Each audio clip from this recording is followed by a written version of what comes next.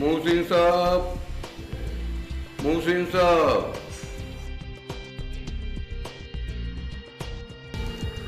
मोहसिन साहब,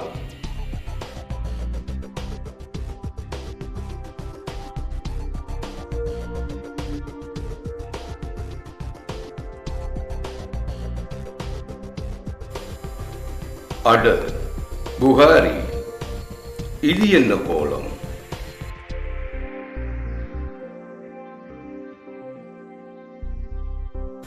எங்கட பள்ளி ஹசரத்திட உபதேசம் ஒன்றை கேட்க போய் நான் ஒரு கேள்வி கேட்டதால வந்த வினைதான் இது மூசின் சாவு. சரி, முதல்ல உள்ளே வந்து உட்கார்ந்து நடந்த கதையை சொல்லேன். பார்த்து பார்த்து பார்த்து பார்த்து மெதுவா மெதுவா.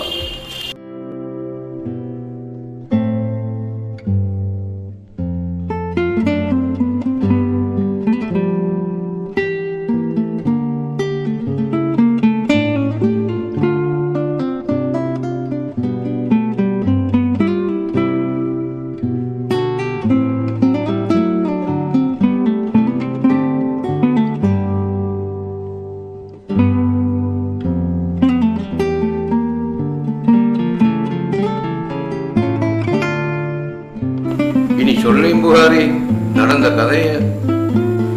நடந்தது இதுதான் மூசின் சாப். என்ன அவசரமா சந்திக்க வேண்டும் என்று எங்கட பள்ளி ஹசரத்து செய்தி அனுப்பியிருந்தார். உடனே ராவு என்றும் பார்க்காம அவரை சந்திக்க போனேன். அப்ப அவரு இஷாவை முடிச்சு வீட்டுக்கு போயிருந்தார். இனி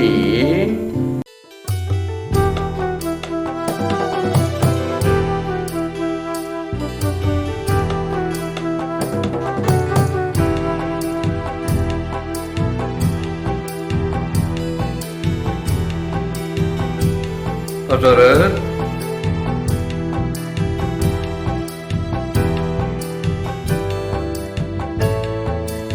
ஹசரத்,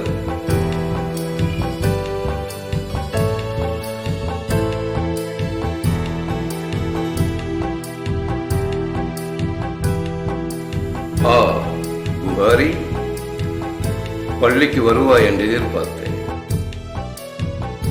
பள்ளிக்கு தான் போனேன். இஷாவை முடிச்சிட்டு வந்துட்டீங்கன்னு மோதிமையாரு சொன்னார். இனி இப்படியே புகாரி, பாங்கு சத்தம் கேட்டதோட ஜுப்பாவை போடுற, சலாம் கொடுத்ததோட வீட்டுக்கு பறந்துடுற. இதுதானே எங்கட வேலை.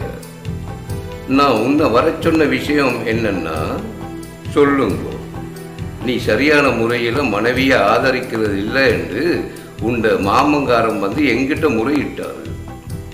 எதுக்கு அப்படி? எனக்கு விளங்குதில்லை. சரி, முதல்ல இதை கேளு. என்ற மகளை தெரிந்தானே உனக்கு? இல்லாமல் இல்லாமல் அந்த காலத்தில் எங்களோட ஓடிப்பிடிச்சு விளையாடிய பிள்ளை. அப்போ அவட மாப்பிள்ளை என்ன சொல்லுறீங்க? எங்கட பள்ளி ஹசரத் முழுக்கோடி சாப்பாடு போட்டு கொண்டு வந்து சேர்த்த மருமகனே, அவரை தெரியாதா எனக்கு? அவர் இப்படித்தான் புகாரி. கல்யாணம் முடிஞ்ச காலத்திலிருந்தே என் மகள் எதை கேட்டாலும் உடனே கொண்டு வந்து கொடுத்துட்டு தான் மறுவேலையை பார்ப்பார். சாப்பாடு கீப்பாடு என்று ஆசைப்பட்டு எதை கேட்டாலும் அப்படித்தான். உடுப்பு கிடுப்பு நகை நட்டு என்று, ஏன் டொங்காய் விரலிக்காய் என்று கேட்டாலும் எந்த ஊருக்கு போயாவது கொண்டு வந்து கொடுப்பார். இப்போ நான் கேட்குறேன், உனக்கும் ஏன் அப்படி முடியாது? என்ன யோசிக்கிற?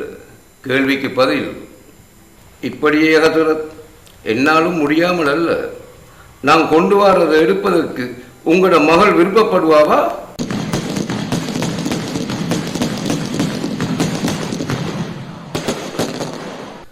ஹசரத்திட உபதேசத்தோட இந்த ஒரு கேள்வியை மட்டும்தான் கேட்டேன். மறுபடி நினைவு திரும்பும் போது நான் ஹாஸ்பிட்டல் வார்டில் 10ஆம் நம்பர் கட்டில்ல.